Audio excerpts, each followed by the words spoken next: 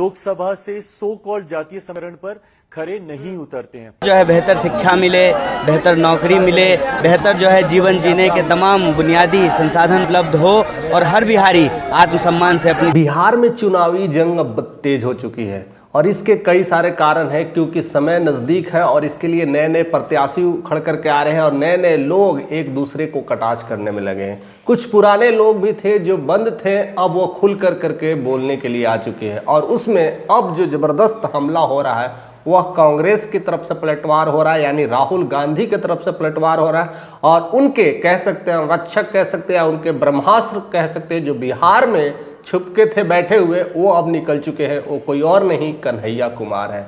यानी कन्हैया कुमार ने एक तरह से कांग्रेस परिवार के सभी कार्यकर्ता और नेता इसमें शामिल होंगे। यात्रा अभियान में कई लोगों से कनेक्ट कर रहे हैं, कई लोगों से मिलना जुलना शुरू कर रहे हैं। वो यात्रा पश्चिम चंपारण से पटना की तरफ रुख मोड़ रही है और उसमें बहुत सारे ऐसे लोगों ने उन पे कटाक्ष भी किए हैं, उसका कड़ी चुनौती दी है।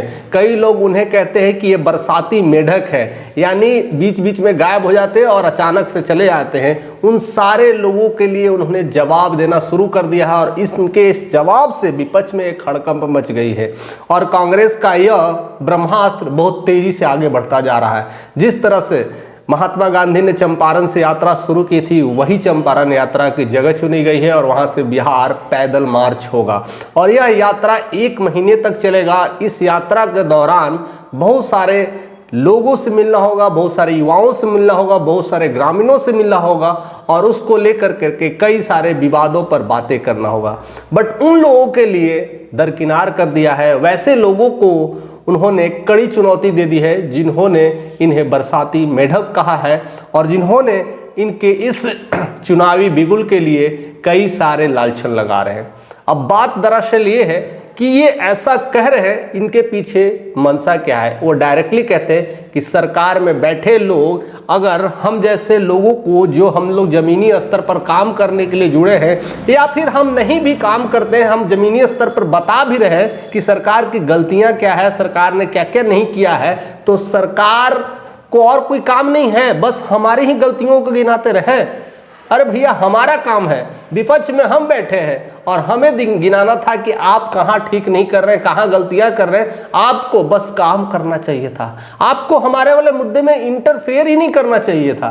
और आप इंटरफेयर कर करके क्या दिखाना चाहते हैं कि अभी भी बिहार में बेरोजगारी है, अभी भी बिहार में गरीबी है, अभी भी बिहार में लाचारी है, अभी भी पलायन की स्थिति बनी हुई है, अभी भी लोग घर से निकलने के लिए भी सोचना पड़ता है कि निकले तो कैसे निकले, 2-4 पैसे हो जाते, तो आज भी रोटी के लिए तरसते हैं।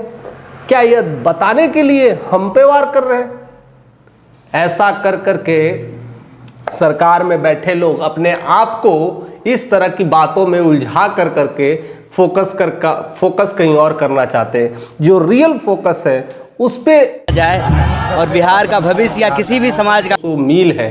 रियल मुद्दा था पलायन के बारे में जिक्र करना, नौकरी के बारे में जिक्र करना, बेरोजगारी जो हो रही है उसको कैसे दूर किया जाए, शिक्षा की नीतियों पर कैसे कैसे बात किया जाए। हमेशा ऐसे पटल पे कार्य करना चाहिए, ऐसे पटल पे बात करना चाहिए, ना कि हमारे मुद्दों पे बात करना चाहिए। और हमारे मुद्दों पे बात करके उन्हें कुछ मिलने वाला नहीं है। हमने तो आगाज कर दिया है और उसका कहीं ना कहीं परिणाम भी देखने को मिलेगा, क्योंकि हमारी कोशिश यही है कि सरकार जिन नाकामियों को फेल हो रही है, जिस नाकामियों को लेकर करके उंगली फोड़ रही है और कहते हैं ना बम फोड़ने की कोशिश कर रही है, वह सब हम इस यात्रा के दौरान दिखाएंगे।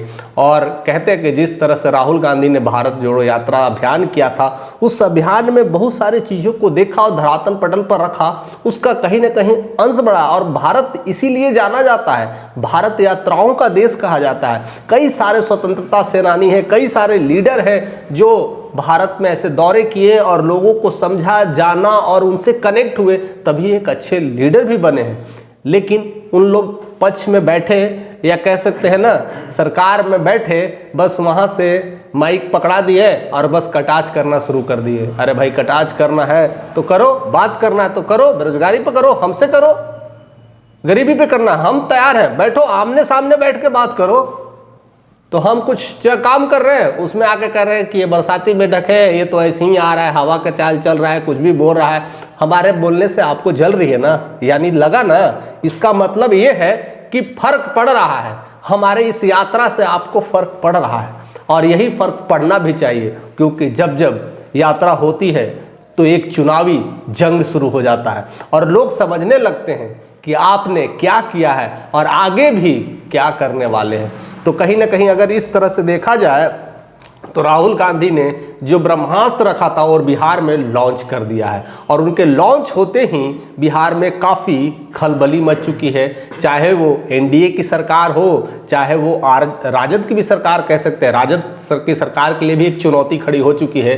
क्योंकि अगर भारत में अगर कह सकते हैं स्पेशली फॉर बिहार में दो बड़ी पार्टी के रूप में है तो राजद है और एनडीए की ही पार्टी है, और उसी को लेकर करके अब कहीं ना कहीं 30 सालों का जो सूखापन है कांग्रेस अब भरने के लिए बिहार में तैयार हो चुकी है। यानी बिहार में भी बिगुल बजा चुकी है, और उनके इस यात्रा के दौरान कई बार ऐसा मौका आएगा कि राहुल गांधी भी शिरकत होंगे और उस बिहार दौरे में बहुत सारी मुद्दों पे बात होंगे, बहुत सारे लोगों का कनेक्शन होगा, कई सारे लोगों से कनेक्ट करेंगे, बात करेंगे। हालांकि यात्रा तो नीतीश कुमार भी किए हैं, लेकिन उस यात्रा में कनेक्शन नहीं दिखा है, उस यात्रा में प्यार नहीं दिखा है, उस यात्रा में लोगों से कनेक्टिविटी नहीं दिखा है। बस यात्रा करते गए, रिबन फीता काटते गए और शिलान्यास करते गए, जैसे कि सब कुछ पहले से तय है और उसके हिसाब से वो काम करते चले गए। ऐसे यात्रा सत्याग्रही लोग नहीं करते, ऐसे यात्रा कह सकते ना संघर्ष कर्मी लोग नहीं करते हैं।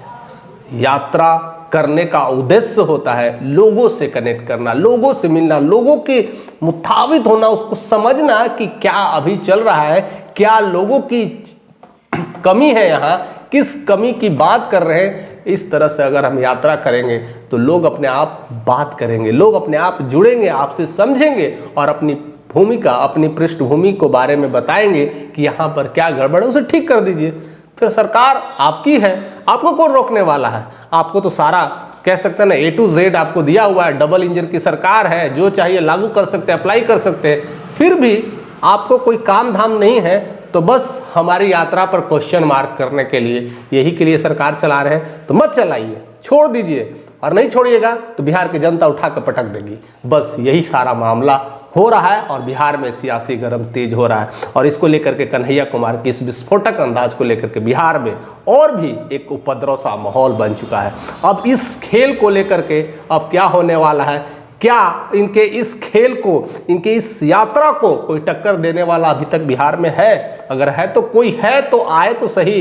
वो सब कुछ देखने के लिए हमारे साथ ऐसे ही बने रहे और अपने जो सोचा है, जिसके कह सकते हैं जो आपके मन में कोई चेहरा है, तो हमें भी कमेंट करके बताएं कि हाँ इनके चुनावी टक्कर देने के लिए कोई तैयार है। मैं चुनावी का तो बात ही नहीं कर रहा हूँ, इस यात्रा को टक्कर देने के लिए कोई तैयार है, उसी तरह से कनेक्टिविटी करने के लिए कोई नेता बिहार में तैयार है तो कौन है?